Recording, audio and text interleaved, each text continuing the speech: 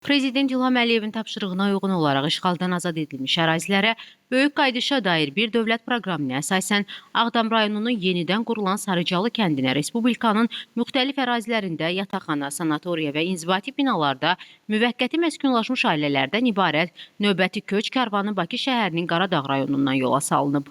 Bu mərhələdə Ağdam rayonunun yenidən qurulan Sarıcalı kəndinə 28 ailə, 110 nəfər köçürülüb. Doğma yurda qayıdan sakinlər hər tərəfli dövlət qayğısı ilə əhatə olunduqlarına görə Prezident İlham Əliyevə və birinci vitse-prezident Mehriban xanım Əliyevaya təşəkkür ediblər.